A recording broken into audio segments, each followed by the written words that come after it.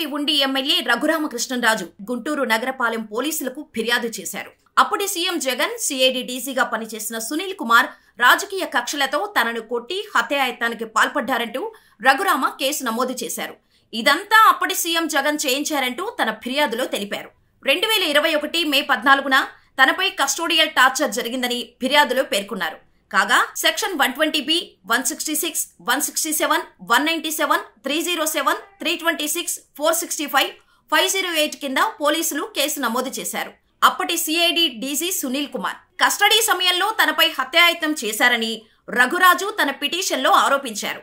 ఈ కేసులో జగన్ను A3గా ఉండగా A1గా సిఐడి మాజీ డీసీ సునీల్ కుమార్, A2గా ఐపీఎస్ అధికారి సీతారామాంజనేయులు, A4గా విజయపాల్, A5గా డాక్టర్ ప్రభావతిలను చేర్చారు.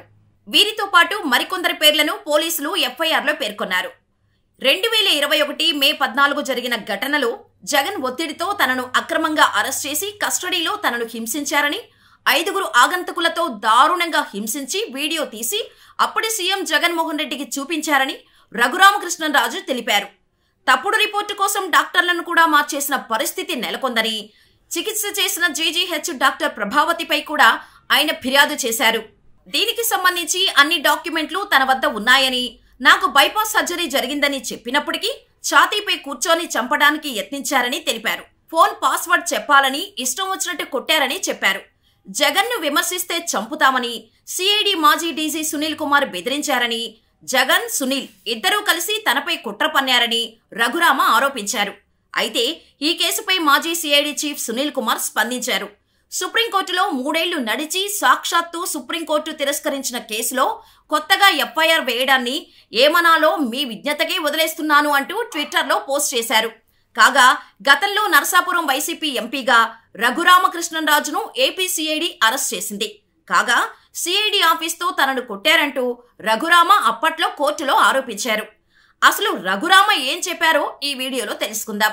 ఆ రోజు రాత్రి శుక్రవారం రాత్రి 11 గంటలు దాటిన తర్వాత సిఐడి కార్యాలయంలోనే నేను నిద్రపోవటానికి సిద్ధమవుతుండగా హఠాత్తుగా 5 వ్యక్తులు నేను ఉన్న గదిలోకి వచ్చారు. వాళ్ళంతా ముఖాలకు కర్చీఫ్లు కట్టుకున్నారు. వచ్చి రాగానే నా 2 కాళ్లను తాడుతో కట్టారు. ఒక వ్యక్తి కర్రతో కొడుతుంటే మరొక వ్యక్తి ఫైబర్ లాఠీతో నా 2 అరికాళ్లపై కొట్టాడు. అప్పటికీ వారి కసి తీరలేదు. నన్ను గదిలో అటు ఇటు నడవమన్నారు. నేను నడిచాను. ఆ తర్వాత మళ్లీ అరికాళ్లపై 4-5 సార్లు గట్టిగా కొట్టారు. తర్వాత మళ్లీ నడవమన్నారు. ఈసారి నడవలేకపోయాను. దీంతో వాళ్ళు అక్కడి నుంచి వెళ్లిపోయారు అంటూ రఘురామ కోర్టుకు తెలిపారు. దీంతో రఘురామ శరీరంపై కనిపిస్తున్న గాయాలపై కోర్టు నివేదిక కోరింది.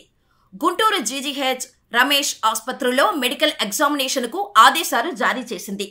అప్పట్లో ఈ కేసు రాష్ట్రంలో ఓ హాట్ టాపిక్గా మారింది. అంతేకాదు రాజకీయ సంచలనం కూడా అయింది.